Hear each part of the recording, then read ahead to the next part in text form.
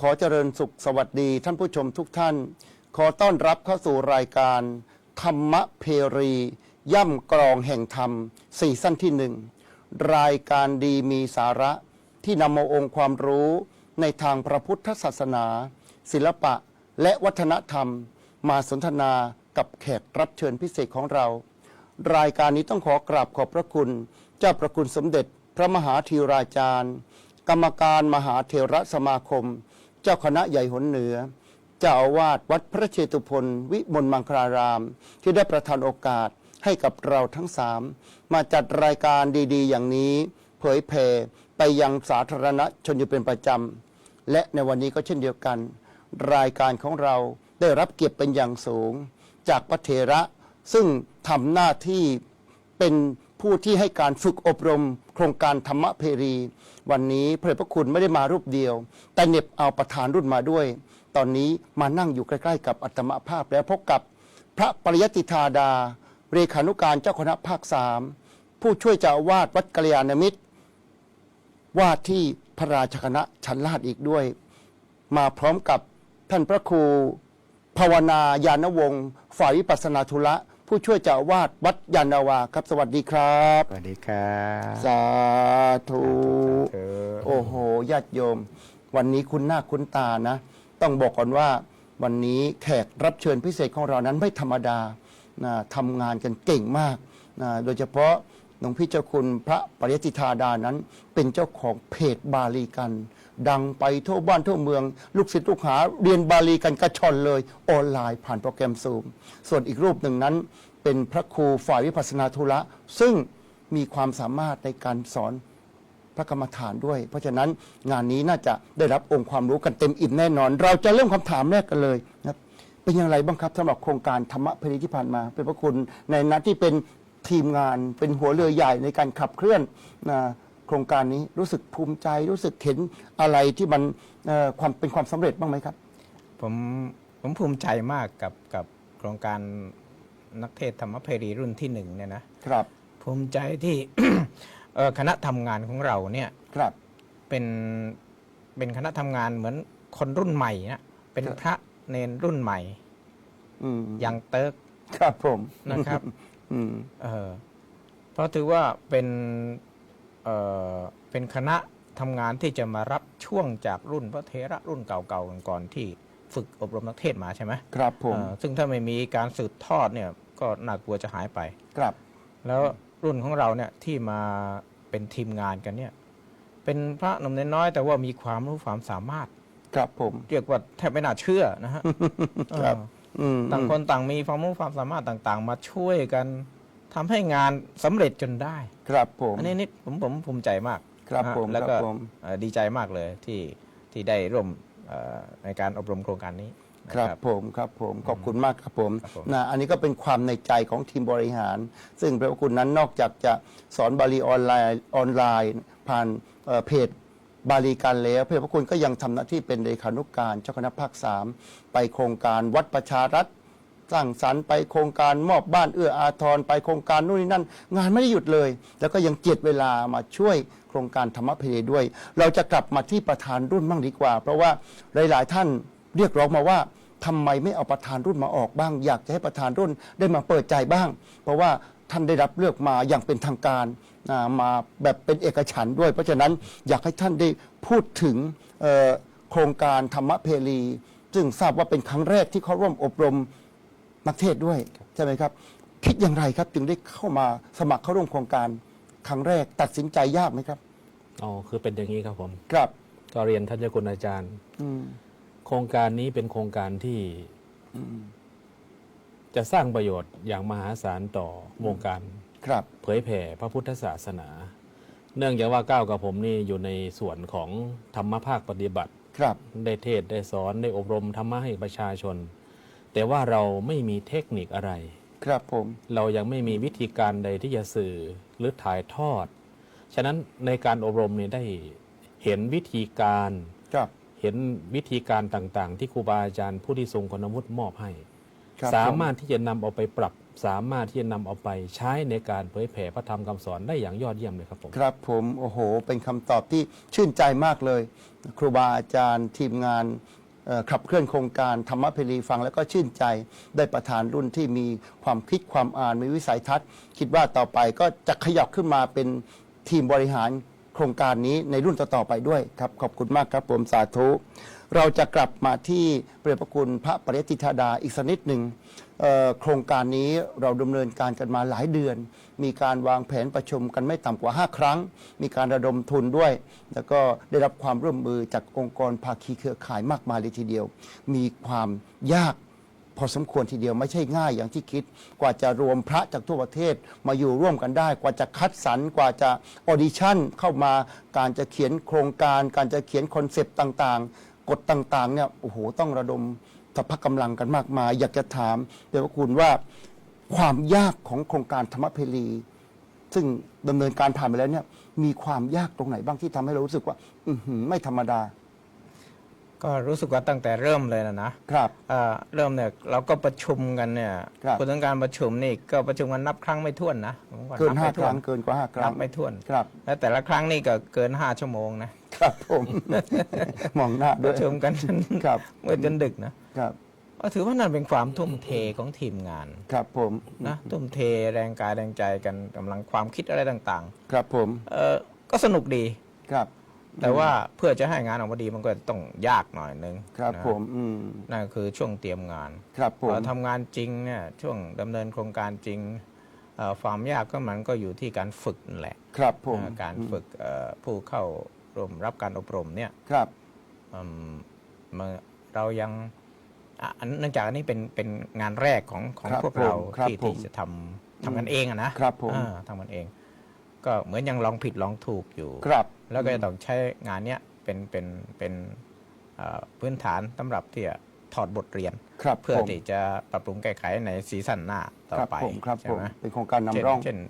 ช่นว่าเราฝึกก็แล้วเราบอกก็แล้วเราสอนแล้วแต่ว่าเขาไม่ได้แก้ไขไม่ได้รับการแก้ไข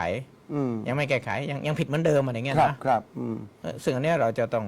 แก้ไขตรงนี้ให้ได้ไม่งั้นมันย่ำอยู่เหมือนเดิมนะผิดตรงนี้ก็ผิดตรงนี้เหมือนเดิมอะไรเงี้ยมันก็ไม่ก้าวหน้าไงครับผมนี่คือความยากเนี่ยคือเราจะต้องถอดบทเรียนออกมาแล้วก็นำมาแก้ไขในครั้งต่อไปให้ได้ครับผมนะครับคือวิธีการอบรมนั่นเองใช่เทคนิคการอบรมต่างๆที่จะมาใช้ซึ่งเรื่องนี้มันประสบปัญหาทุกที่นะฮะที่ไปร่วมมาก็เป็นอย่างเงี้ยแต่ทีนี้เราก็อยากจะแก้ให้ได้นะครับผมจะเกาให้ถูกที่เอาให้ถูกที่คันคิดว่าจะต้องทำอย่างนั้นก็จะต้องถอดบทเรียนกันครับผมต้องแก้ยังไงดีอะไรเงี้ยเนาะครับผมก็ต้องบอกกับญาติโยมที่กำลังรับชมรายการของเราว่าโครงการอบรมพระนักเทศน์นั้นเป็นความท้าทายอย่างหนึ่งของทีมงานโดยเฉพาะบางครั้งเนี่ยผู้ที่ออดิชั่นเข้ามาเนี่ยบางทีก็ไม่ตรงปกนะ ตอนออดิชั่นดูเหมือนดีเหมือนเก่งมากเลยนะพูดจาดีอะไรดีแต่พอมาเจอตัวจริงเนี่ยบางทีก็ดรอปลงไปก็มีเหมือนกันนะอาจจะเป็นที่ว่าบรรยากาศของการออดิชั่นท่านอยู่ในห้องท่านคนเดียวท่านอาจจะกล้าหน่อยพอมาเจอคณะครูบาอาจารย์เจอเพื่อนๆผู้เคารพการอบรมอาจจะเกิดการประมาทบางทีสิ่งที่เราเตือนไปแล้วว่าตรงนี้ผิดขอให้แก้ไขมาครั้งที่2ก็ยังผิดอีกนะอันนี้เขาเรียกว่ามันเป็นความเคยชินนะอย่างการตั้งนโม5 ชั้นเนี่ยบางลูกก็ตั้งธรรมดาไม่ได้สนใจไม่เป็น5 ชั้นนะหลุดๆลุยๆพอมาเจอเราก็อบรมแล้วก็ยังหลุดๆอยู่บ้างบางทีก็ยังไม่ได้เต็มร้อยอันนี้ต้องหาวิธีแก้ปัญหาเพราะความเคยชินนะบางทีก็แก้ยากเหมือนกันเพราะสะสมมาหลายปีแล้วนะแล้วจะไม่ให้แก้ในวัน2 วันก็ไม่ใช่ของง่ายครับผมจะกลับมาที่ท่านพระครูภาวนายาโนอีกครั้งหนึ่งนะครับผมอบรมธรรมเพรีที่ผ่านมานั้นลองประมวลดูว่าได้รับความรู้เกี่ยวกับการเทศการเทศนาธรรมเนี่ยอย่างไรบ้างเอาสักช็อต2 ช็อตที่รู้สึกว่าตรงนี้เราไม่เคยรู้สึกว่าเป็นความรู้ที่มีประโยชน์อะไรอย่างนี้หมดครับคือกราบเรียนอย่างนี้นะครับผมธรรมะของพระพุทธเจ้าเนี่ยเป็นของดีของเลิศของประเสริฐอยู่แล้วครับแต่ว่าวิธีการที่เราจะไปถ่ายทอดเนี่ยแต่ก่อนก้าวกับผมก็ยังไม่เห็นว่ามันจะมีความสำคัญอย่างไรกับโครงการครับผมแต่พอได้เข้ามาอบรมแล้วเห็นว่าโครงการนี้เป็นสิ่งที่ดีเพราะว่าได้สามารถบอกเทคนิควิธีการครับผมแม้แต่กราบเรียนตรงๆว่าแม้แต่ขึ้นนะโม ครับ สมัยก่อนก้าวกับผมก็ไม่รู้ว่ามันผิดตรงไหน ครับ ใช่ ผมยะถาเหมือนกัน เราก็ ใช่ สวดเพราะความเคยชิน ครับ แต่พอมาศึกษาเราเรียนเราจะว่ามันผิดตรงนี้ ครับ แม้แต่ชัดเจนเรื่องของภาษา ครับ การใช้สำนวน ครับ จะย้ำเน้นตรงไหนสรุปอย่างไร ครับ ฉะนั้นวิธีการเหล่านี้ที่ครูบาอาจารย์เขาทำงานได้ถ่ายทอด เป็นประโยชน์จริง ๆ ครับผม ครับผมครับผมนะนี่คือสิ่งที่ได้รับจากโครงการนี้ ครับผม รู้สึกว่ามีส่วนไหนที่หลังจากที่เราอบรมไปแล้ว เราได้นำมาใช้แล้วบ้างรู้สึกมีฟีดแบ็กกลับมา เช่นพอกลับไปให้กรรมฐานโยมไปบรรยายธรรมะตรงนั้นตรงนี้รู้สึกว่าฟีดแบ็กกลับมาดีมีไหมครับที่ ดี โยมชื่นชม มาก มีไหมครับ ญาติโยมชมมากเลยครับ ครับผม อบรมเสร็จก็บรรยายเลยครับ บรรยายเลยใช่ไหม ใช้ทันทีเลย อ๋อเรียกว่าตีเหล็กกำลังร้อนๆเลย ครับ ของ ผม ของกำลังแรงใช่ไหมครับ ครับ นะก็ต้องถือว่าเป็นความโชคดีของวัดจันทวา เราได้ พะว่ เทคนิคใหม่ๆนะครับ ครับผมวัดจันทวาเป็นสถานที่ปฏิบัติธรรม เพราะฉะนั้นหลวงพี่พระครูเนี่ยอบรมแล้วไม่ต้องไปหาเวทีที่ไหนเลย มีห้องแลบมีวิธีให้ฝึกปฏิบัติ ถือว่าเป็นความโชคดี ต่อไปก็จะเป็นพระเจ้าคุณรูปใหม่ที่มีความสามารถในการเทศนาธรรมที่โดดเด่นทดแทนลูกเก่าๆที่เขาจากไปนะครับผมนี่ถือว่าเป็นการฝึกเอาไว้ซัพพอร์ตรุ่นหลังๆเพราะอย่างเรานี่ก็อายุมากขึ้นทุกวันใช่ไหมครับรุ่นใหม่ก็จะขึ้นมาแทนพวกเราแล้วก็ตายอย่างนอนตาหลับใช่ไหมครับพี่เจ้าคุ ครั ณ บผมครับผม สาธุ ตาย โอ้วันนี้ แบบว่าไม่ มร ได้ ณานุสติกันเลยนะเนี่ย ตายแบบไม่ได้ชั้นกาแฟก่อนตาย ครับผมครับผมนะกลับมาที่หลวงพี่เจ้าคุณอีกครั้งหนึ่งครับผม นี่ไม่รับมุกผมเลยเหรอ ครับผม ไม่รับมุกผมเลยบ้างเลยเหรอ อ๋อไม่เป็นไรครับโยมก็ทราบกันอยู่แล้วครับผม โครงการอบรมนักเทศน์เนี่ยเน้นให้ความรู้เรื่องอะไรเป็นกรณีพิเศษบ้างครับ ที่เราเน้นที่ว่าอยากจะให้เป็นอย่างเนี้ยอยากให้ได้ตรงเนี้ยมีบ้างไหมครับ อย่างแรกเลยเนี่ย ครับ ผมบอกผู้เข้าอบรมว่าเทศเนี่ยใช้คำว่าการแสดงพระธรรมเทศนา ผมถามเขาว่ารู้ไหมว่าทำไมถึงต้องใช้คำว่าแสดง อืม ในเมื่อคำว่าแสดงเช่นเหมือนแสดงหนัง แสดงละคร ครับ การเทศทำไมถึงต้องบอกว่าแสดง อ่า ใช่ไหม ครับ ทำไมถึงเป็นแสดงทำไมไม่บอกว่าพูดหรือกล่าวหรืออะไรต่าง ๆ ไปทำไมถึงบอกว่าแสดงพระธรรมเทศนา ครับ อืม อืม นะแค่คำพูดหรือว่าภาษาที่ใช้เนี่ยก็สื่อความหมายลึกซึ้งแล้ว ครับ ว่าการที่พระเรามาเทศเนี่ยคือการนำเอาคำสอนของพระพุทธเจ้ามาชี้แจงมาแสดงให้ชาวโลกได้เห็นได้รับรู้รับทราบ ครับ คือแสดงเป็นองค์พระสัมมาสัมพุทธเจ้า อ๋อ เป็นตัวแทนขององค์พระสัมมาสัมพุทธเจ้า เพราะฉะนั้นการเทศน์คือการเอาธรรมะของพระเจ้ามาเปิดเผยมาพูดมากล่าวเนี่ยมาบอก เหมือนตัวเองเป็นพระพุทธเจ้าเนี่ย ครับ แต่ว่าแสดงเป็นพระพุทธเจ้า อ๋อรับบท ดัง บา นั้ ท นรับบทบาทเป็นพระเจ้า เพราะฉะนั้น ครับ จะพูดจะอะไรต่างๆเนี่ย ต้องสมาร์ท มันจึงต้องแบบ อืม เหมือนพระพุทธเจ้าแสดง ค ธร รั ร บ ม ผมต้องดูดี มันต้องเป็นอย่างนั้น ครับผม เนี่ยอันนี้ อ๋อ คือทัศนคติเบื้องต้นที่จะต้องพระนักเทศน์จะต้องสำนึกไว้ว่า เราไม่ได้จะมาพูดอะไรตามใจชอบไม่ใช่ ครับ น่าคิดนะ นะฮะ ใช่ไหม ครับผม เราแสดง ครับ พระธรรมเทศนาเราพูดแสดงพระธรรมแสดงเหมือนแสดงหนังอะไม่ใช่ อ่า แสดง ครับ คนแสดงหนังพระเอกนางเอกนั่นก็ไม่ใช่ตัวจริง ครับผม ใช่ไหมมาสวมบทบาท ครับ เรามาแสดงพระธรรมเทศนาคือเรามาสวมบทบาทเป็นพระพุทธเจ้า ครับผมนี่ เพราะฉะนั้นสิ่งที่เราพูดออกไปมันก็ต้องผ่านการไต่ตรองผ่านการศึกษาอะไรมาอย่างดี ครับผมครับผม เพื่อให้ได้สิ่งที่ถูกต้องเผยแผ่สิ่งที่ถูกต้องออกไปให้กับผู้ฟัง ครับผม นะเนี่ย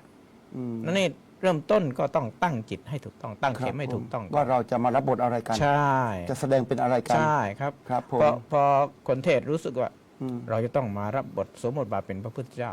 อืม มันจะคนละเรื่องกับการที่เทศไปตามอัธยาศัยมันไม่ใช่เลยนะ อ๋อเพราะบางรูปไปรับบทเป็นตัวตลกนะ ใช่ไงเห็นไหมมันก็จะเป็ ก็ น เน้นตลกเน้นเอาสนุกอย่างเดียว เห็น เล ไหม ย ฮะเนี่ย ค เรา รับผม แค่เริ่มต้นนี่เราก็ต้องให้ความรู้ที่ถูกต้องกับเขาแล้ว ครับ ก็จะต้องทำไง ครับ เคารพ ผม ในการแสดงธรรมของตัว ครับ เอง ผมครับผม นะ อืม แล้วก็เรื่องอื่นๆก็เนี่ยเรื่องขององค์ประกอบต่างๆพิธีกรรม ครับ ซึ่งมันต้องมีอะนะครับ น้ำโมหาจ้าอะไรน่ะมันพวกนี้มันก็ต้องถูก ครับ มันเป็นแบบฟอร์มอะนะต้อง ครับ ถูก ผมอืม แล้วส่วนที่สำคัญที่สุดคือตัวเนื้อหา ครับอืม เนื้อหาของธรรมะที่แสดงก็จะต้องตรงตามพุทธประสงค์ ครับผม อันนี้ก็สำคัญที่สุดเลย ไม่นอก เพราะ ธรรม ถ้า อืม พูดเรื่องนี้จะพูดเรื่องนี้แต่ไปเทศเรื่องอื่น อะไรเอาเองว่าเอาเองก็ไม่ได้อีกอะ ครับผม ใช่ไหมฮะ เป็นเรื่องที่ยากพอสมคว ไม่ ร ได้ นะ ฮะเห็นไหม ครับผม ว่ามันต้องต้นน้ำกลางน้ำปลายน้ำต้อง อืม ก็เรียกว่า เบื้องต้น งามในเบื้องต้น ครับ งามในท่ามกลางและงามในที่สุด ครับผ อาม ธิกัลยาณัง อืม มัชเชกัลยาณัง ครับผม ปริโยสานกัลยาณัง ครับผมต้องได้ทั้งสามส่วน ใช่ฮะ ครับผม เนี่ยอันนี้คือองค์ความรู้ที่จะต้องให้ในการอบรมแต่ละครั้งแต่ละคราวต้องให้เข้าไป ครับผม ครับผม อันนี้ก็เป็นสิ่งที่ผู้ที่จะเข้ารับการอบรมในซีซั่นที่2ถ้าดูรายการนี้อยู่ชมเทปนี้อยู่ก็เอาไปเป็นการบ้านด้วยเวลาที่เราขึ้นเทศเวลาที่เราเข้ารับการอบรม เราจะเทศเรื่องอะไร เราจะต้องสวมบทบาทเป็นตัวแทนของพระพุทธเจ้า เพราะฉะนั้นต้อง get smart แล้วก็ไม่ออกนอกธรรมนอกวินัย สาธุดังๆพร้อมกันญาติโยม สาธุ กลับมาที่ท่านพระครูภาวนายาโนอีกครั้งหนึ่ง มีการทักทายมาหลายๆ สายว่าทำไมการอบรมธรรมเพรีของวัดยานนาวาเนี่ยทำไมต้องมีการออดิชั่นทำไมไม่ให้ถือใบสมัครมา หรือว่าส่งใบสมัครมา หรือว่ามาสัมภาษณ์กันให้เห็นหน้าเห็นตากันเลย การออดิชั่นเนี่ยนะจะทำให้ได้ประสบการณ์ดีๆอย่างไรบ้าง เพราะว่ามีประสบการณ์ออดิชั่นมาแล้วนี่ ครับผม แตกต่างกับการส่งใบสมัครมาหรือว่ามานั่งพูดคุยกัน แตกต่างกันยังไง และได้ประโยชน์ยังไงบ้างลองมองในแง่ดีสิครับมีไหม ในแง่ดีก็เหมือนกับการสอบสัมภาษณ์ของท่านอาจารย์ ครับ เหมือนการสอบสัมภาษณ์ แต่ ครับ ว่าเป็นการสอบสัมภาษณ์จริง ครับผม เป็นการแสดงจริง อืม ใช้บทบาทจริง ครับ ยิ่งถ้าหากว่าได้มาเข้าอบรมแล้วเนี่ย ครับ ยิ่งได้พูดได้ง่ายก็ว่า ได้ปฏิบัติจริงเลย ครับผม ก็จะมีความสัมพันธ์กัน ครับ ตั้งแต่เริ่มต้น ครับ การศึกษา อืม การเรียนทฤษฎี ครับ ภาคปฏิบัติ ครับ สมบูรณ์หมดเลยครับผม ครับผมความจริงเราเคยตอบปัญหานี้ไปแล้วครั้งหนึ่ง คือมีญาติโยมแล้วก็มีพระคุณเจ้าบางรูป ซึ่งท่านไม่ชำนาญเรื่องไอทีท่านก็กระซิบกระแซะมาบอกว่าทำไมจะต้องออดิชั่นออนไลน์ผ่านโปรแกรมซูมทำไมไม่เรียกตัวมาพบกันเลยสัมภาษณ์โดยตรงเลย คราวนี้ก็เราก็ได้คุยกับทีมงานว่าโครงการธรรมเพรีเนี่ยเป็นโครงการที่จะช่วยซัพพอร์ตโครงการของคณะสงฆ์อีกหลายโครงการ เช่น โครงการ IT เพื่อการศึกษา โครงการ AI เพื่อการเผยแผ่พระคุณเจ้าของเราหลาย ๆ รูปไปอบรมมาแล้ว แต่ไม่มีโอกาสได้ใช้งานจริง เพราะฉะนั้นถ้าเราใช้โปรแกรมซูมเนี่ยหนึ่งพระคุณเจ้าของเราต้องใช้ไอทีเป็นต้องรู้จักดาวน์โหลดโปรแกรมมาลงเครื่อง ต้องรู้จักปิดลำโพงเปิดลำโพงปิดไมค์เปิดไมค์รู้จักส่งเมสเสจ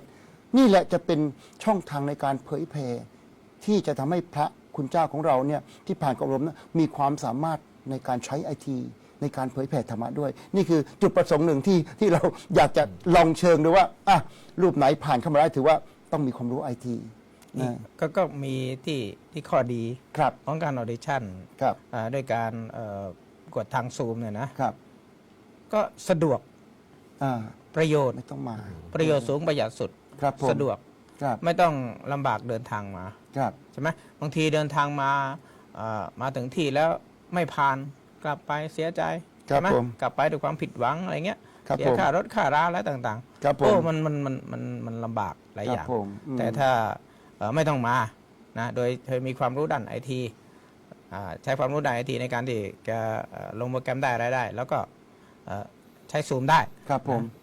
ก็ไม่ต้องมา ครับ ไม่ต้องเสียค่าใช้จ่ายอะไรยังไง ครับผม เพิ่มความสะดวกให้แก่ผู้ที่สมัคร ครับผม นะฮะ นะ เนี่ยสะดวก ถ้านั่งเครื่องมานี่หลายพันบาทเหมือนกันนะ โอ้โห ไปกลับก็อาจจะสัก เยอะเลย 3-4 พัน ใช่ ถ้าไกลๆถึง เยอะเหมือนกัน 5,000 บางช่วง อ่า นั้นถ้าโปรแกรมซูมเนี่ยเสียค่าอินเทอร์เน็ตอย่างเดียว ไม่ต้องเดินทาง แล้วมีความปลอดภัยด้วย ไม่ต้องสุ่มเสี่ยงเดี๋ยวนี้เครื่องบินก็ตกบ่อยนะครับผมรถลาก็ไม่สะดวกเท่าไหร่บางครั้งรถติดครับผมอันนี้ก็เป็นข้อดีอย่างหนึ่งแล้วก็เป็นจุดมุ่งหมายของทีมงานจัดโครงการนี้ว่าต้องการให้พระเรานั้นมีความรู้ทางด้านไอทีเพื่อจะเอาไปประยุกต์ใช้ในการเผยแผ่ธรรมะนั่นเองสาธุสาธุกลับมาที่หลวงพี่เจ้าคุณอีกครั้งหนึ่งนะคราวนี้เป็นเรื่องความประทับใจบ้างนะประทับใจผู้เข้าร่วมโครงการอบรมธรรมะเพรีอย่างไรบ้าง มากันจากทั่วบ้านทั่วเมือง มาอยู่ด้วยกัน10 วัน10 คืน ภาพบรรยากาศประทับใจอย่างไรบ้างครับ โอ้เขา เขาน่ารักกันมาก ครับผมคือไม่ดื้อไม่อะไร ครับ นะฮะไม่ดื้อน่ารักแล้วก็มีหลากหลายวัยครับ ครับผมอันนี้สำคัญ ทุกวัย อืม แต่เพศเดียวนะ แต่ ครับ ทุก ครับ วัย ผม นะครับ ผม ไม่ใช่ทุกเพศทุกวัยนะครับ ผม แต่เพศเดียวกัน แต่ว่าทุกวัย ครับผม แต่เนนก็มี อ่า พระหนุ่มก็มี ครับ พระที่เป็นสัญญาบัตรแล้วก็มี ครับผม พระผู้ใหญ่นะพระสังฆาธิการอะไรก็มี ครับ ซึ่งแต่ละองค์มานั้นพร้อมที่จะรับเพิ่มเติมสิ่งต่าง ครับ ๆนะรับการฝึกอบรมจาก ทางทีมงาน โดยที่ไม่คิดว่าตัวเองนั้นเต็มแล้ว ครับผม นะครับ ไม่ได้มาด้วยน้ำเต็มแก้ว ครับ ก็เทแก้วทิ้งไปเหลือแต่แก้วเปล่าๆก็เอามา ครั เพื่อบ รอรับความรู้ของเรา ครับ ที่ทีมงานจะให้ไป อืม ก็ถือว่าเขาน่ารักมาก ครับ ผมนึกถึงพระราธะเถระราธะพราหมณ์ ครับ ที่ท่านบวชเมื่ออายุมากแล้วเห็นไหม ครับ อืม อืม อายุมากแล้ว เป็นหลวงตาน่ะบวช ครับ แต่เป็นคนว่าง่าย อืม ใครบอกอะไรก็รับฟังอะไรเงี้ยภาษารีบุตรอุปชฌาย์บอกว่าให้ทำอย่างนี้ทำนี้ก็ไม่เถียงไม่อะไรก็ทำตาม ครับผม ไม่ถือตัวเองเนี่ยแก่กว่าอะไรกว่า ครับผม นะแก่กว่าในทางโลกอะนะ ไม่ถือตัวอย่างนั้นนั่นพระที่มาเข้าอบรมนี่ก็เช่นเดียวกัน ท่าน นะ อ่อนน้อมถ่อมตน อ่อนน้อมถ่อมตน อืม โอ้น่ารักมาก ครับอืม อันนี้เป็นความประทับใจจริงๆ ครั นะ บครับ ผม ผม เท่าที่สังเกตดูนะ ครับ แล้วก็บางทีทีมงานเราเนี่ยเป็นอายุพรรษาก็น้อยกว่า บางทีดุด้วยนะ บาง อายุ ค พรรษาน้อยกว่า น้อยกว่าผู้เข้าอบรมนะครับ ผมครับผม แต่ท่านก็ให้ความ ครับให้ความเกรงใจ ใช่ ให้เกียรตินะครับ ผม ท่านหมายมาถึงว่าอุ้ยมาเด็กกว่าจะมาสอนอะไรไม่อย่างนั้นนะเนี่ยอย่างจะมากูนี่ก็สัญญาบัตรใช่ไหม ครับผม เออ แล้วก็พวก คณะกรรมการ คณะกรรมการ อาวุโสน้อยกว่าอีก อะไรอย่างเงี้ย ใช่ครับตั้งรับฟังทั้งแหมอะไร ครับผม อันนี้ เป็นแบบ อัน อย่า นี้ งที่ดีมาก ใช่อันนี้มันเป็นลักษณะของน้ำไม่เต็มแก้ว ครับผม พร้อมที่จะเติมสิ่งดีๆเข้าไป ครับผม ให้แก่ตัวเองอยู่เสมอเนี่ย ครับ เป็น ผม เรื่องที่ประทับใจ ประทับใจนะค ครั รับบ ผม ผม นะผู้เข้ารับการอบรมธรรมเพรีที่ชมรายการของเราอยู่ นั่งยิ้มในใจวันนี้เดชพระคุณซึ่งเป็นทีมงานพระเถระผู้ใหญ่ที่มาดูแลโครงการนี้ก็ให้กำลังใจแล้วก็ชื่นชมนะกลับไปสู้หน้าดูเลยนะครับผมกลับมาที่ท่านพระครูภาวนายานวงศ์อีกสักครั้งหนึ่งนะก่อนจะเบรกในช่วงที่หนึ่งกันนะครับผมทราบว่าเป็นพระครูศัลยบัตรแล้ว เป็นฝ่ายวิปัสสนาธุระเสียด้วยนะบุคลิกดีมากนะครับ ใช่ นะ ใช่ ดูอารมณ์ดี ใช่ เหมาะกับการสอน ใช่ กรรมฐาน ใช่ ครับผมเพราะฉะนั้นเนี่ยอยากจะทราบถึงแบ็กกราวด์สักนิดหนึ่งให้ญาติโยมท่านผู้ชมทางบ้านได้รับทราบว่า ก่อนที่เขาเข้ารับการอบรมธรรมเพรีนั้น มีบทบาทในการทำหน้าที่ในวัดวาอารามอย่างไรบ้างครับนิมนต์ครับ กราบเรียนท่านเจ้าคุณอาจารย์ อือฮึ ก้าวกับผมอยู่วัดยานนาวา ก็อยู่ในส่วนของฝ่ายเผยแพร่ ครับผม ได้พาญาติโยมประพฤติปฏิบัติ ครับ เพราะว่าวัดยานนาวานั้นเป็นสำนักปฏิบัติธรรมแห่งที่หนึ่งของกรุงเทพมหานคร ครับผม ก็มีญาติโยมมาปฏิบัติทุก เยอะ อา พอ ทิต ส ย์ มควร แล้วก็ ครับ มี อืม คอร์สพิเศษ อ๋อ ก็ได้บรรยายธรรมะ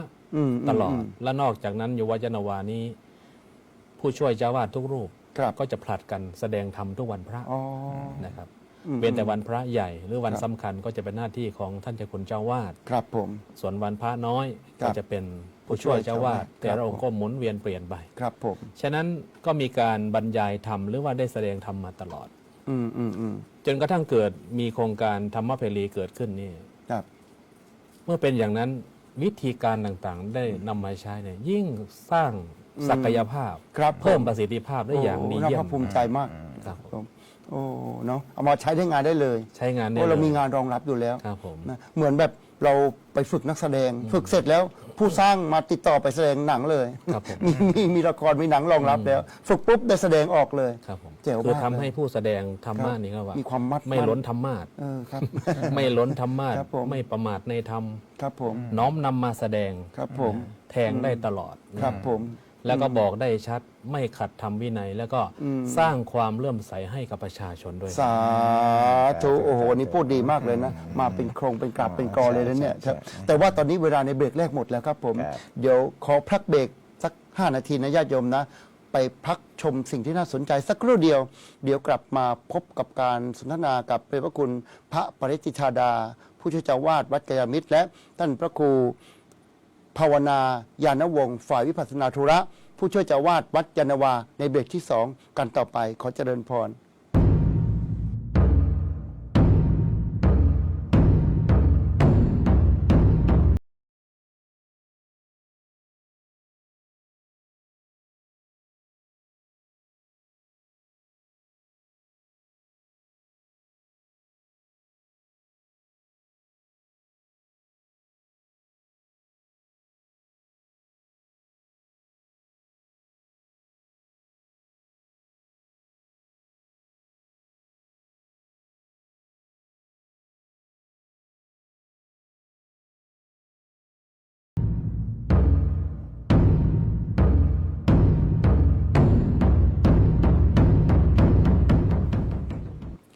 ขอต้อนรับกลับเข้าสู่รายการธรรมเพรีย่ำกรองแห่งธรรมซีซั่นที่ 1 กันอีกครั้งหนึ่ง ซึ่งในเบรกแรกที่ผ่านมานั้นอาตมาภาพได้สนทนากับหลวงพี่เจ้าคุณพระปริยติธาดา ผู้ช่วยเจ้าอาวาสวัดกัลยาณมิตร แล้วก็ท่านพระครูภาวนายานวงศ์ฝ่ายวิปัสสนาธุระ ได้เนื้อหาสาระมากมายเลยทีเดียว โดยเฉพาะเรื่องราวของการจัดโครงการอบรมธรรมเพรีย่ำกรองแห่งธรรมซีซั่นที่ 1 ตอนนี้เรายังมีคำถามอีกหลายคำถามที่จะมาสนทนากันต่อไป เราจะมากันที่หลวงพี่เจ้าคุณพระปริยติธาดาอีกสักรอบหนึ่ง ยังมีอะไรที่ค้างขาดใจที่แบบว่าครั้งที่แล้วนะมันขาดไปนิดหนึ่งอยากจะเติมอะไรเห็นจุดบกพร่องบางอย่างที่อยากจะเอามาเสริมให้ในครั้งต่อไปมีไหมครับ เห็นจุดบกพร่องของการอบรมนักเทศน์ทุกครั้งทุกที่เนี่ยว่าพื้นฐานไม่เท่ากันครับ ครับผม พื้นฐานความรู้ธรรมะไม่เท่ากันครับ ครับ มันสูงๆต่ำๆสูงๆต่ำๆบางคนก็รู้ดี คอนโทรล บางคน ยาก ก็รู้ ด้วย ไม่ดี ครับ นะ ผม คราวนี้มันเหมือนเราจะทำอะไรเราต้องปรับพื้นที่ก่อนมันถึงจะได้ใช่ไหม ครับ จะปลูกบ้านจะอะไรก็ต้องปรับพื้นที่ต้องปรับให้มันเสมอก่อนอะไรก่อนเนี่ย ครับผม มันถึงจะต่อยอดไปได้ด้วยดี ครับ อันนี้ก็เรายังขาดการปรับพื้นฮะ นะยังขาดการปรับพื้นเพราะฉะนั้นในครั้งต่อไปเนี่ยคิดว่าจะต้องปรับพื้นของผู้เข้าอบรมเนี่ยให้ใกล้เคียงกัน ครับผม ซึ่งวิธีการเนี่ยน่าจะเป็นเรื่องของการเอาธรรมะของพระเจ้ามาตีความ มาตีความ อ๋อ เอามาอธิบาย ครับผม มาฝึกอธิบายเรียกว่าฝึกอธิบายพุทธภาษิตก็ ครับ ได้ ผม อย่างเงี้ย นึกอ เช่ อน กแล้ว ยก ครับ พุทธภาษิตมาแล้วก็ อธิ ให้ บายกัน มาอธิบายกัน ครับมาตี ให้ ความ ตีความกั ครั น บอ๋อครับผม ให้ตีความกัน อืม แล้วก็ยังไม่ต้องเทศ อืม ให้มันย้ายก่อน เหมือนปาฐก บรรยาย ถาก่อน ใช่ใช่ อ๋อครับผม ให้ฝึกตั้งประเด็น อืม ในการอธิบาย อืม เป็นประเด็นอธิบายจนกระทั่งชัดเจนอะ ครับ ว่าพุทธภาษิตบทนี้มีความประสงค์ที่จะให้อะไรเป็นยังไงอะไรยังไงนะ ครับ อย่างเงี้ยถ้าเราฝึกตรงนี้ได้นะครับ เราจะฝึกทั้งห้องใช่ไหม ครับ เขาก็จะดูกันทั้งห้องในห้องก็จะเกิดการเรียนรู้ว่าอ๋อจะต้องทำอย่างนี้ต้องอธิบายอย่างนี้ต้องตีความอย่างนี้ ครับ อะไรเงี้ยคือมีกรอบของการตีค ครับ วาม อย่างยกตัวอย่างเช่น อัตตาหิ อัตโนนาโถ เนี่ย จะตีความเป็นธรรมะ ต ได้ น อย่างไรบ้าง ตนเป็นที่พึ่งแห่งตนอย่างเงี้ย ครับผม เออ พึ่งค ก็ น ต้ อื่ อง นได้ไหม ก็ต้องตีความเช่น อย่างแรกก็ต้องเอาศัพท์มาตีความก่อ ครั น บผม นะว่าตนเนี่ยหมายถึงอะไร ครับ แล้วก็เป็นที่พึ่ง อืม เป็นที่พึ่งเนี่ย อืม เป็นยังไงอะไรยังไง ครับ เห็นไหม ผมอืม เป็นที่พึ่งของตนเป็นยังไง อืม เสร็จแล้วตนเป็นที่พึ่งของตนต้องทำยังไง ครับ แล้ว อืม เพื่ออะไรเป็นยังไง แล้วมันจะไปขัดแย้งกับพระเจ้าสอนว่าทุกสิ่งทั้งปวงเป็นอนัตตาไม่มีตัวตนอย่างนี้หรือเปล่า เอาสิ มันก็จะมีสิ่งที่รออยู่ข้างหน้าว่า เอาแล้วตนเป็นที่พึ่งตนนี้จะขัดแย้งกับทุกสิ่งไม่มีตัวตนไหม เป็นอนัตตา สัพเพธรรมานัตตาไหม ครับผมเนี่ย เนี่ยมัน ต้องฝึกตีความกัน มันจะมีความหลากหลายแล้วเขาจะได้ความรู้ไปพร้อมๆกัน ได้ ค ป รับ ฏิภาณไหวพริบ ได้ความรู้พร้อมๆกัน ครับ แล้วจะทำให้เวลาเขาขึ้นมาอธิบายด้วยหัวข้อเดียวกัน แต่เขาจะพูดไม่เหมือนกัน เช่นสุขโขปุญญสะอุจโยบุญการสั่งสมบุญนำสุขมาให้ ครับผม แต่เป็นแต่เดิมก็ทานามัยศีลนามัยภาวนามัยหรือไม่ก็อะไร10 อย่างอ่ะ บุญกิริยาวัตถุ10 อย่างนะครับ ผมครับผม กี่ท่านขึ้นมาก็แบบนั้น เหมือนกันหมด ก็เหมือนกันหมด อืม เนี่ยมันไม่เกิดความหลากหลาย ครับผม นะฮะ ม เพราะฉะนั้นมันต้อง อืม หลากหลายในเส้นทางแต่เป้าหมายมันเดียวกัน ครับ เห็นไหม อืม เอออ อืม มันวิธีการอธิบายอย่างงู้นอย่างนี้อะไรต่างๆให้มัน คือถ้าคนนี้อธิบายอย่างนี้ไปแล้ว อีกคนมาต้องไม่ซ้ำ อ่า อ่า ต้องฉีกแนวออกไปได้ ต้องฉีกออก ต้ ไป มี ได้ ทางเลือก แต่ว่าต้องไปสู่จุดหมายเดียวกันได้ ครับผมโอ้น่าสนใจเนาะเอาสิ ไม่งั้นเราก็จะฟัง เดิมๆ ว่า ซ้ำๆ ปุญญกถาก็เอาแล้วอะไรเงี้ย ทานสินภาวนาทานสินภาวนา ใช่ไหม เออนะ นั่นเราต้องอธิบาย แล้วที่สำคัญคือความร่วมสมัย ครับ ภาษาร่วมสมัย อืม หรือต้องเข้ากับคนฟัง ครับผม ในยุคปัจจุบัน ครับผม ไม่ใช่เขาฟังแล้วใช่เหรอได้เหรอ อืม มันไม่ได้ มันต้องทันสมัยด้วย ครับผม นะ อืม ต้องทันสมัย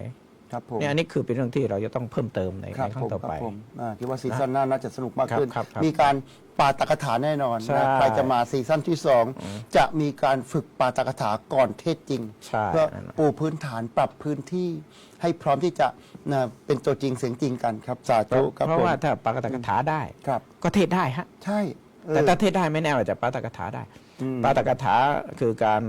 ตีประเด็นอธิบายอะไรต่างๆพอได้แล้วเนี่ยก็เอาไปใส่ในการเทศ ครับผมจบ นั่นเอง ลย ปรับให้มันเป็นการเทศซะลีลาสำนวนการเทศแล้วก็จบแล้วได้แล้ว ครับผม เห็นไหม น่าสนใจนะเรามิกซ์เข้าด้วยกันเลย ใช่ ปาฐกถาแอนเทศนา ครับ ทูเกเตอร์ ใช่ ได้เลยนะสาธุ เนี่ย สา เนี่ ธุ ยเนี่ย กูดไอเดีย นะ อืม นี่ ครับ นี่ ผม คือเราถอดบทเรียนจากครั้งนี้ไป ครับผม นะครับ ผมขอบคุณครับ ครับผมครับ นะเราจะกลับมาที่ท่านพระครูภาวนายันวงศ์อีกครั้งหนึ่งครับผม ตั้งแต่อบรมปณิเทศมาแล้วกี่ครั้งครับผม อบรมโครงการธรรมเพรีจบ ห ไป ลาย แล้ว ครั้งแล้วครับ หลายครั้งแล้วใช่ไหม หลายครั้งแล้ว ก่อนหน้านั้นก็มีเทศมาบ้างนิดหน่อย ครับ ครับผม อยากจะถามความในใจแบบเปิดใจเลยนะว่า รู้สึกบ้างไหมว่า บางเรื่องเนี่ยเราไม่อยากเทศ มันเป็นเรื่องยากสำหรับเรา มีไหมครับที่บางเรื่องว่าเรื่องนี้ไม่ถนัดเลยเนี่ย มีครับผม ลอง แล้วก็ พู ไม่ ด เคยแตะเลยนะครับ ลอง โดยเฉพาะเรื่องพระนิพพาน เห็นไหม กับ มัน ผ ต้อ ม งมี ไม่เคย ต้องมี เทศเลยนะครับ ไม่เคย ครับผม แสดงเรื่องนี้เลย ครับผม ถ้าใครถามก็อย่าบอกว่าขออ่านหนังสือให้ฟังนะ ขอตอบตามแนวของครูบาอาจารย์นะ อืม เรื่องมรรคผลนิพพานนี่เป็นเรื่องที่เก้ากับผมนั้น ไม่เคยเทศตั้งแต่บวชมาถึงวันนี้ โอ้ ไม่เทศเลยครับ ครับผมระมัดระวังตัวด้วย ครับ แล้วก็ประเมินความรู้ตัวเองด้วย ประเมินเขาเรียกว่าอะไรนะเพื่อที่จะเก็บเกี่ยวประสบการณ์ให้เพียงพอก่อน ก่อนที่จะพูดเรื่องนี้ให้มีความรู้ความสามารถที่เหมาะสม เพียงพอเหมือน เพราะ ฝึก ยา ตัว ก เองก่อ มาน กครับเรื่องนี้ ค ยา รั ก บผม าม ก อื ไม่กล้าแตะเลยครับ ไม่กล้าแตะเนาะ แต่ถ้าหากว่าปฏิเสธคนถามไม่ได้ ก็จะบอกว่า อ่านหนังสือ ตำราว่าอย่างนี้ ตำราว่าอย่างนี้ ครูบาอาจารย์ว่ามาอย่างนี้ ครับผม ไม่กล้าเอาความเห็นตัวเองไปพูดเลยครับ ครับผมโอ้ไม่ได้นะ มันมีคำที่ว่าเจ้าคุณสมเด็จพระพุทธโฆษาจารย์ปอประยุตโต ครับ ท่านเคยพูดให้นัยยะไว้ว่ามันมีสองอย่างเรื่องพระธรรมวินัย ครับ ว่าสอนผิดจากพระธรรมวินัยประพฤติอะไรนะวิปริตจากพระธรรมวินัยหรือทำพระธรรมวินัยให้วิปริต ครับ อืม นะ อืม ผิดจากพระธรรมวินัยกับ อืม ทำพระธรรมวินัยให้วิปริตเนี่ย ครับ สองอย่างเนี่ยมันความเสียหายมันต่างกัน ครับผม ประพฤติผิดจากธรรมวินัย เป็นความเสียหายส่วนตัวผิดแล้วผิดแล้วคนเดียวเสียหายพระธรรมวินัยยังอยู่ ครับ แต่ถ้าสอนผิดจากพระธรรมวินัย โอ้ อันนี้ เรื่อง ไปวงกว้าง อันนี้เรื่องใหญ่คือพอเวลาเราสอนไปคนฟังมันเยอะ ใช่ เราก็ได้ความรู้ที่ผิดไปไม่ถูกต้องไปโอ้ อืม เราทำความเสียหายมาก ครับ นะ ผม อย่างที่อาจารย์พระครูไม่กล้าพูดเรื่องนิพพานเพราะอะไรเรารู้ว่าเราความรู้องค์ความรู้เรื่องนิพพานเรา มันน้อยมันไม่พอที่จะพูดไปแล้วก็ผิด ครับ ครับผม เห็นไหม อืม พูดไปผิดมันก็เท่ากับเดี๋ยวก็สอนผิดอ่ะเอ้า อืม นี่คืออ่าทำพระธรรมวินัยให้วิปริต ครับผม มันแรง ครับผม นเสีย ไม่รู้ หาย ก็คือไม่รู้ ไม่รู้ ไม่มีใคร ดีก รู้ ว่า ไปหมดทุกเรื่อง ใช่ฮะ ครับผมอย่างผมเองบางทีผมก็เคยบอกโยมนะ เรื่องนี้อาตมาไม่ชำนาญนะโยมนะ ใช่ อาตมาเป็นพระไม่ใช่พระป่าอาตมาไม่ใช่เป็นพระที่มาในสายปฏิบัติอาตมาเป็นพระสายเผยแผ่สายปริยัติเรียนบาลีกันแล้วก็มาเทศน์มาสอนกันอะไรประมาณนี้ไม่ได้ไปสายปฏิบัติวิปัสสนาโดยตรงเพราะฉะนั้นบางเรื่องอาตมาก็ไม่ชำนาญที่จะพูดกลัวว่าพูดแล้วจะผิดแล้วจะเสียหายก็พูดตรงๆเลย เราไม่อายที่จะพูดเพราะว่าถ้าเราเทศผิดสอนผิดนั้นเป็นเรื่องที่น่าอายมากกว่า ครับ พระครูทำถูกแล้วครับผมนะเรื่องของพระนิพพาน นะเรื่องจิตเจตสิกรูปนิพพานเป็นเรื่องละเอียดอ่อน ครับ พระวิปัสสนาธุระที่ท่านแบบคำวอร์ดโครงการท่านสอนลูกศิษย์ลูกหามาหลายๆปีท่านก็มีประสบการณ์ทางปฏิบัติของท่านด้วยเงี้ยท่านก็จะพูดได้ละเอียดกว่าแต่เราแบบเรามันแบบหลายทางศึกษาก็เอาสอนก็เอาเผยแพร่ก็เอาหลายเรื่องบางทีเราก็อย่างผมเองนะต้องยอมรับว่าผมเหมือนเป็ดนะทำได้หลายอย่างนะแต่เอาดีมากๆไม่ได้สักอย่าง เข้าใจไหมครับแต่ว่าแกงเผ็ดเป็ดเนี่ยอร่อย ครับผมฝากเขาเรื่องตลกอีกแล้วครับผม กลับมาที่เรื่องปัญหาที่พบมากที่สุดกลับมาที่หลวงพี่เจ้าคุณปัญหาที่เกิดจากการอบรมที่เราเห็นที่เราประสบนะที่เป็นคอมเมนต์สเตเตอร์ก็ดีเป็นหัวหน้าโครงการเป็นทีมงานดูแลเนี่ยปัญหาคืออะไรครับที่เราประสบบ่อยที่สุด องค์ความรู้หรือว่าต้นทุนของผู้เข้าอบรมอย่างน้อย ครับ อย่างน้อย บางรูป เพราะว่า บางรูป ขาดพหูสูตรไง ไม่ได้ศึกษาไม่ได้เล่าเรียนไม่ได้รับฟังหรืออะไรมาเนี่ยน้อยฟังมาน้อยเรียนมาน้อย ครับ การจะมาเป็นนักเทศเนี่ยมันต้องเรียนมากฟัง ต้องมี มาก ต้นทุน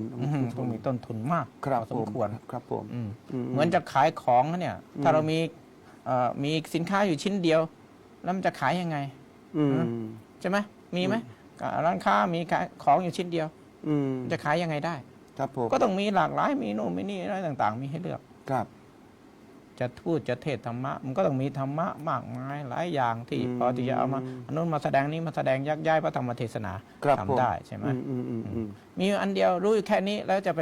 พูดไปเทศมันจะน่าสนใจยังไงอ่ะ ครับผม ใช่ไหมมันก็น้อยเกินไปเพราะฉะนั้น ครับ องค์ความรู้หรือว่าต้นทุน ครับ ต้นทุนของผู้เข้าอบรมเนี่ยสำคัญฮะ ครับผม ผมให้ความสำคัญในเรื่องนี้ อืม แล้วพอมีองค์ความรู้พอเนี่ยเรามาปรับแต่ง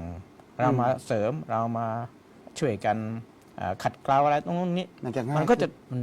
จะง่าย ครับผ นะ ม มันจะไปได้สวยเลย ครับ มันจะเป็นอย่างนั้น อัน อันนี้ถ้าไม่ได้ยินได้ฟังมานี่โอ้มันก็ยากพอสมควร ครับผมครับ อันนี้ ผม เนี่ยมันจะเป็นปัญหาอยู่เนี่ย ครับ เรื่องเนี้ย อืม ที่เขาอบรมกันแล้วก็ให้ฟังบรรยายเยอะๆเนี่ยก็เจตนาก็คือให้มีองค์ความรู้เยอะขึ้นหน่อย สุจิปุริ นะครับ ผมอืม แต่ความรู้มันไม่สามารถจะมาเซฟใส่กันได้เหมือนฮัดดิสเหมือนกัน อะไรต่าง มัน ๆ เฟ เลยนะ ดได้นะไม่ได้ มันต้อง มันต้องมีประสบ ต้อง การ สะ ณ์ สมมานาน ประสบการณ์ใช่ ต้องได้ สะสมมา ทำ นา จริ น งครับผม ใช่ ต้องศึกษามานาน แล้วก็การขบธรรมะ ปัญหาเรื่องการขบธรรมะนี่เป็นปัญหาใหญ่ ปัญหาเกิดทุกที่ เป็นปัญหาใหญ่การ ครับ ขบ ผม ธรรมะ อืม ถ้าไม่รู้จักขบธรรมะ มันจะไม่แตกฮะขบนั่นขบไม่แตกไงใช่ไหมมันก็จะมาเป็นก้อนๆอย่างนั้นแหละ ใช่ไหม ชื่อเลย จะ น้อย มา แล้วก็ผ่านไป ก้อนๆ ชื่อหัวธรรมะหัวข้อธรรมะชื่อเสร็จผ่านไปเลย ใช่ แล้วพูดมาเพื่ออะไร มันจะเป็นก้อนๆอย่างนั้นน่ะเพราะขบไม่แตก ครับผมอธิบายไม่ละเอียดครับ ใช่ฮะนี่เป็นปัญหาฮะ ครับน่าสนใจนะ ครับเนี่ยเป็นปัญหาของการฝึกอบรมป ครับ ระเทศ ผม เป็นปัญหาทุกที่ ครับผมเราก็จะต้องหาวิธีการแก้ปัญหาให้ได้ ใช่ นะในซีซั่นต่อไปน่าจะสมูทมากขึ้น ใช่ น่าจะมาตีความธรรมะกันมาปาฐกถากันน่าจะช่วยได้เยอะนะครับผม ครับ ครับจะกลับมาที่ท่านพระครูภาวนายาโนอีกครั้งหนึ่งนะครับผมมีไหมครับที่ก่อนที่เราจะมาเข้ารับการอบรม แล้วพอมาเข้ารับการอบรมเรารู้สึกว่าเอ้ยเรื่องนี้เราไม่เคยรู้มาก่อนเลย ก็ทำอย่างนี้ด้วยเลย มีไหมครับ มี รู้สึก ครับ รู้สึกมันแบบAmazing อ่ะมีไหม โดยเฉพาะการสรุป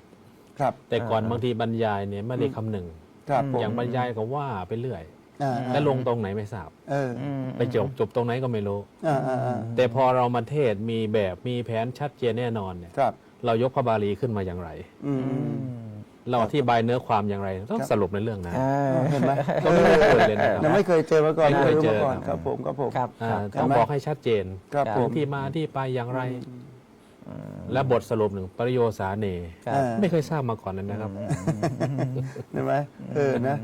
ชัดเจนเลยเนาะประทับใจเนาะ ประทับใจครั เอา บ ไปใช้ได้ด้วยนะผมก็เคยเป็นเมื่อก่อนนะก่อนที่จะมาอยู่กรุงเทพผมก็เทศอยู่บ้านนอกคอกนาผมก็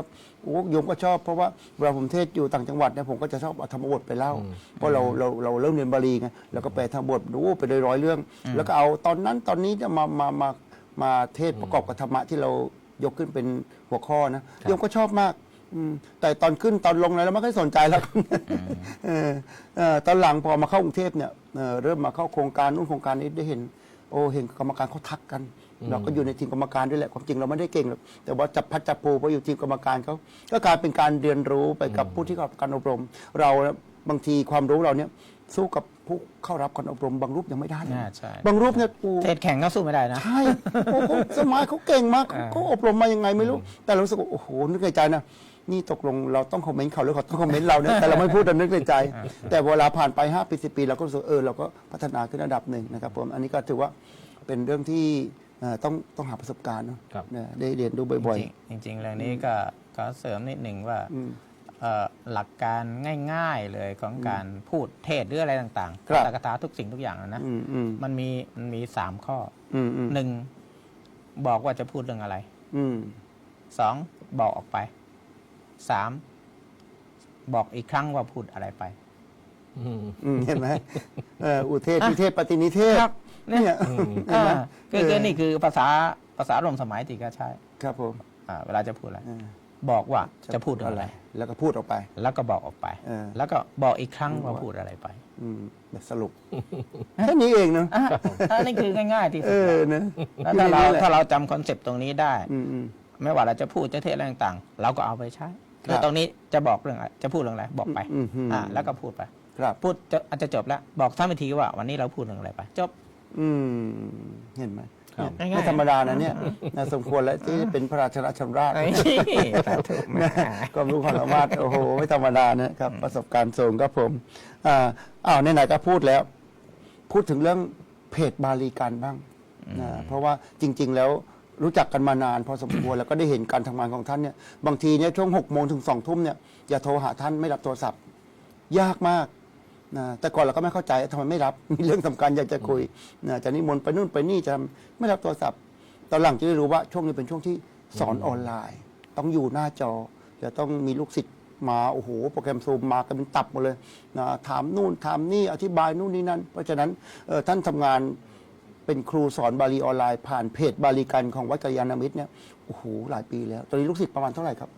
โอ้ทุกรุ่นมากับหลายร้อยแล้ว ครับผม คือเมื่อก่อนนี้ผมก็มาทำงานแบบนี้แหละ ครั ก็ บ มาจัดรายการที่นี่แหละ ครับ นะมาจัดรายการแบบในคุณนี่แหละ อืม แล้วก็มาไปสอนบาลีไปสอนบาลีออนไลน์ขึ้น พอสอนบาลีออนไลน์ปั๊บก็ต้องทิ้งงานนี้เลย เพราะว่ามันต้อง ไม่ได้เวลาไม่พอ 2 ชั่วโมง อืม ผมจะเดี๋ยวนี้จะเป็น1 ทุ่มถึง3 ทุ่ม ครับ นะถึง2 ชั่วโมง ก็จะต้องอยู่ตรงนั้นน่ะสอนทั้งพระทั้งโยมนะที่มาเรียนนะครับทั้งบาลีทั้งบาลีศึกษามาเรียน แล้วก็สอนด้วยซูมเนี่ยสื่อสาร2 ทาง ครับ ถ้าไปดูการสอนผมก็จะคล้ายๆ สอนในห้องเรียนนั่นแหละ คือสามารถที่จะถามตอบคุยตอบอะไรกันได้ ใช่ช่วย ตอบ ประสาน กัน ได้ อะไรกันได้ อะไร อะไร ได้ ได้ ครับผม ทั้งหมดทุกสิ่งทุกอย่าง แล้วก็เป็นกันเองอะไรเงี้ยนะครับ ตอนแรกๆผมสอนเราเหมือนเราเครียดๆนะครับ ก็บอกว่าโอ้ยพระอาจารย์ดุเหลือเกินอะไรเงี้ยนะ ผมก็ต้องแบบ ซอฟต์ลงอะไร สมูทลงซอฟต์ลงครับผม นะ เพราะเราสอนญาติโยมก็อีกอารมณ์คนละอย่างกับพระเน เพราะ ร เราสอนพระเนรเรา ครับ ติดไง ใช่เราดุได้ทีนี้เขากลัวเรา พระเนรมา ญาติโยมบางคนก็เก่งกว่าเราอีกใช่ไหมบางคนมีความรู้ด้วย อันนี้บางทีเราก็เหมือนดุไปเงี้ย เออ เขาบอกดุอะไรเงี้ยแล้วก็ไม่ดุอะไรเงี้ยนะเขาบอกดุเราก็ต้องซอฟต์ลงอะไรเงี้ยจนกระทั่งว่านี่เล่นมั่งอะไร ต้อ มั่ ง ง จู อะไร นบ้างอะ ต่า ไรง บ้าง ๆนะ เข้าหากัน ก็ อืม เขาก็มาเรียนกับเพจบาลีกัลยาเนี่ยกัน อืม โอ้นักเรียนที่เรียนญาติโยมที่เรียนบาลีศึกษานี่ก็ทั่วประเทศนะที่มาเรียนกับผมอ่ะ ที่สอบได้ที่เราเก็บสถิติได้มีครับจำนวนประมาณเท่าไหร่ครับตอนนี้ ถ้าของผมเอง สถิติครับผม แต่ของผมเองตั้งแต่รุ่น 1 ถึงรุ่น 5 ที่ผ่านมานี่ก็ ครับ รวมแล้วก็20 กว่าท่านเนี่ยตอน โอ้ มีแล้ว ไม่ธรรมดานะ รุ่นที่สอบได้รุ่นแรกตอนนี้เรียนประโยค 7 เห็นไหม เรียนประโยค ครับ 7 เมื่อวานไปอุทัยธานีก็พระก็เข้ามา กราบ ผมเรียนรุ่น 6 อยู่ครับ เห็นไหม เราไม่รู้ตัวนะบางทีจำไม่ไหวเยอะ เอาหนังสือบาลีไวยากรณ์มาให้ดูนี่หลักฐานนี่เรียนแล้วบอกชื่อมาอ๋อท่านเองเหรออะไรเงี้ยนะ เห็นไหม มารายงานตัวผมไปที่ไหนก็มีลูกศิษย์มารายงานตัว ครับผม อันเนี้ยเรียนกับ ผมเรียนกับพวกคุณนะ อ่า น่าชื่น เรา ใจ ก็เลย เนาะ มีลูกศิษย์อยู่ทั่วประเทศ เห็นไหม ไป นี่ ก็ คือ เจอแล้วครับ the power of technology อ่า เทคโนโลยีช่วยได้ แต่ อืม แต่ความรู้สึกก็คือเราเอาเทคโนโลยีมารับใช้พระพุทธศาสนา ครับผม อันนี้คือ สำญมาก ที่เราเอามาใช้ ครับอืม นะไม่ต้องเดินทางมาเรียนที่วัดมันลำบาก ครับ เรียนอยู่ที่บ้านที่วัดของตัวเองอยู่ที่ไหนก็ได้เรียนได้หมด ครับ แล้วก็ได้ความรู้เท่ากันเหมือนกับที่มาเรียนที่วัดนั่นแหละเพ ครับ ราะฉะนั้น ผม ไม่ต้องมา อืม อยู่ที่บ้านตัวเองวัดตัวเอง อืม สบายเท่ากับเราเนี่ยนำเอาบาลีไปเสิร์ฟให้ถึงบ้านถึงวัด โอ้โหนะ นะ นะ ประโยชน์สูงประหยัดสุด นั่น ไม่ต้องเสียค่าน้ำค่าไฟค่าอาหารกลางวันนู่นอะไรไม่ต้องเสียเลยแล้วผมก็บริการฟรีนะ ใช่ หมายถึงหนังสือ ไม่เก็บ หนี่ย ค่าเทอม ไม่เก็บค่าอะไรเลย หรือแอบเก็บบ้างก็บอกได้ ไม่มี จะได้กระซิบญาติโยมบอก ไม่เก็บเลย ไปถวายค่าเทอมท่านบ้างนะท่านบ่นๆอยู่ ไม่มี ไม่มีแน่ใจนะ ไม่เก็บเลย ฟรีทุกสิ่งทุกอย่างหนังสือส่งให้ฟรีอะไรฟรีหมด โอ้โหเนาะ อืม ไปหาที่ไหนได้เนี่ย ฟรีหมด อื้อหือ เพราะว่าพุทธศาสนาเป็นการให้เปล่า ครับ นะให้ ค เป รั ล่า บครับเป็นแบบอย่างที่ดีด้วย อืม ครับผม ให้เปล่า นะอันนี้ต้องบอกญาติโยมนิดหนึ่งว่า โครงการอบรมพระนักเทศน์ธรรมเพรีซีซั่นที่ 1 ของวัดยานนาวาเนี่ยก็ได้อาศัยบารมีพระพระคุณด้วย โดยเฉพาะช่วงการออดิชั่น ได้อาศัยทีมงานวัดกัลยาณมิตรนะมาทำใบสมัครนะผ่าน Google Form แล้วก็มาตั้งค่าโปรแกรม Zoom นะใช้รหัสพาสเวิร์ดของเพจบาลีกันเอามาใช้งาน เพราะว่าเขาจ่ายเป็นรายเดือนรายปีเอาไว้ รายปี ไม่มีการตัด อืม เนี่ยโครงการธรรมพิรีได้อาศัยบารมีเพจบาลีกันเต็มๆเลย ได้ทั้งอุปกรณ์ได้ทั้งคนมาช่วย ได้บุญ ครับผม ได้บุญได้บุญ สาธุดังๆพร้อมกันญาติโยม สาธุเนี่ยที่เห็นเราออนไลน์ออดิชั่นกันไปทุกบ้านทุกเมืองนะ ไม่งั้นจะตัดทุก 40 นาที ครับผมจะโดนตัด นี่ไม่โดนเพราะว่าท่านจ่ายเป็นรายเดือนรายปีเอาไว้ครับผม นี่คืออานุภาพของไอทีหรือว่าเทคโนโลยีเข้ามาช่วยเผยแผ่พระพุทธศาสนา ช่วยนักเทศน์ได้ด้วยสาธุคราวนี้กลับมาที่ท่านพระครูภาวนายันนวงศ์อีกสักครั้งหนึ่งนะครับผม ถ้าพูดถึงจุดเด่น โดยภาพรวมทั้งหมดของโครงการธรรมเพรีย่ำกรองแห่งธรรมซีซั่นที่ 1 ที่ผ่านมาเนี่ยจุดเด่นที่ท่านพระครูมองเห็นคืออะไรครับเอามาสักอย่างเดียวที่แบบอื้อหืออันเนี้ยชอบมากมีไหมครับ จุดเด่นที่สำคัญนะครับเนาะ ทุกโครงการในการที่มีการอบรม ไม่ว่าจะเป็นอบรมที่วัดอื่นเนาะครับ แต่ว่าสิ่งหนึ่งที่ธรรมเพรีของเรามีคือนี่อย่างเนี้ยมีการติดตามผลที่อื่นไม่มีนะครับ ครับผม มีการติดตามผมมีการไปได้ไปต่อยอดที่อื่นด้วย ครับ อย่างเนี้ยอย่างเกิดขึ้นในวันนี้ที่เราได้มาสนทนาธรรมกัน ครับผม ฉะนั้นที่อื่นไม่มี โครงการอื่นไม่มี ครับผม จบแล้วจบเลย จบแล้วจบเลย หายจ้อย แล้วสุดท้ายว่าได้ผลหรือเปล่าไม่ทราบ แต่โครงการนี้มันต่อยอด ครับผม ครับ เพราะว่านักเทศน์ประเทศออกรายการวิทยุ ใช่ครับ เรามีเขาเรียกว่าเวทีรองรับ มีเวทีรองรับ ทั้งรายการทีวีที่นี่ด้วย แล้วก็มีจอสอง FM 103เมกะเฮิรตซ์กรมการทางสื่อสารด้วย นอกจากนั้นพระที่เขารับการอบรมเนี่ยบางทีก็ช่วยกันลิงก์ ครับ ผมมีงานนะ ที่วัดผมมีงาน มีเทศน์สองธรรมาสวัดผมมีงานอบรม อย่างวันเนี้ยทีมงานช่วยอบรมธรรมเพรีเนี่ยไปเป็นทีมในวันเนี้ยต้องถามพระมหาชาครินทร์ว่าวันนี้ไปที่ไหนนะนครนายก ใช่ใช่ ไปนครนายก ใช่ ไปอบรมเด็กโอ้โหเต็มหอประชุมเลยเนี่ยกำลังอบรมอยู่ตอนเนี้ยนี่ก็เป็นผลผลิตของธรรมเพรีครับ ครับ ลิงก์กันไป โครงการ รู อื่ ป นไม่มีแบบนี้ ครับผมนะครับ ครับ อันนี้เป็นความงดงามเป็นความร่วมมือ จุดเด่นจริงครับ ครั เป็ บ นจุด ผม เด่นจริง นะ จุดเด่นจุดขาย ครับผมแล้วก็ใช้งานได้จริงนะครับผมคราวนี้อยากจะให้ทักทายเอาเราข้ามมาที่ข้อที่ 16 แล้วกันเนาะนะอยากจะให้กราบขอบคุณครูบาอาจารย์สักนิดหนึ่งนะครับผมที่เอาที่ท่านพระครูภาวนาก่อน ขอบคุณญาติโยมมองกล้องนิดหนึ่งโยมเจ้าภาพคุณแม่สุจัญญาก็ดี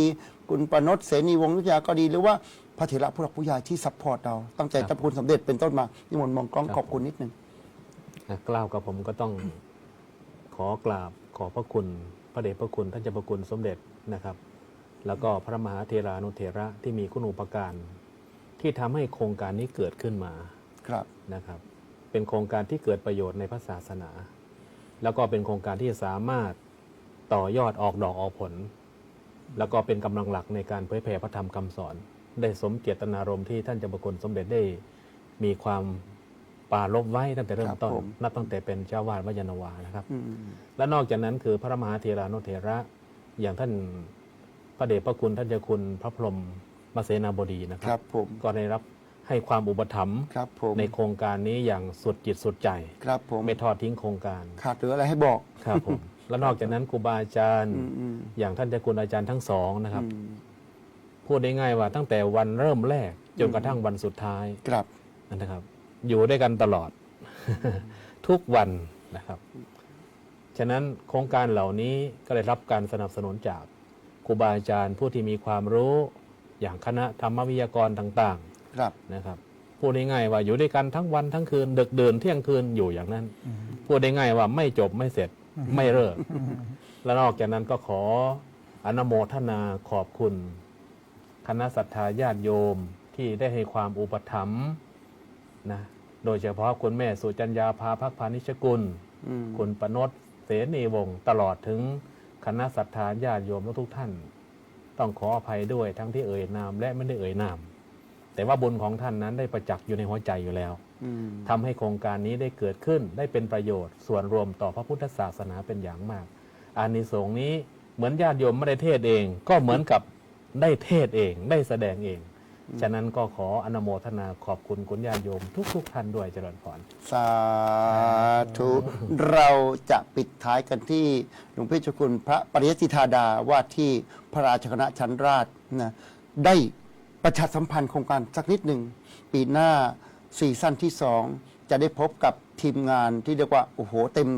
แก้วแน่นอนครับแก้วแน่นอนเพราะว่ามีความคิดมีการวางแผนที่จะแอพพลายหลาย ๆ เรื่องให้พัฒนามากยิ่งขึ้นนิมนต์พระคุณได้ช่วยประชาสัมพันธ์แล้วก็เชิญชวนพระหนุ่มเนนน้อยใช้เวลาว่างให้มีประโยชน์มาเป็นนักเทศน์กันดีกว่า มาสวมบทบาท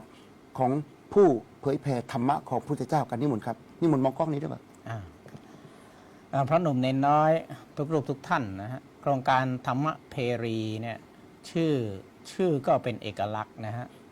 เป็นโครงการเทศชื่อดังของประเทศเลยนะใครๆรู้จักนะธรรมเพรีเนี่ยพูดไปแล้วนะใครๆก็รู้จัก แล้วก็มีความอยากที่จะเข้ามาร่วมอบรม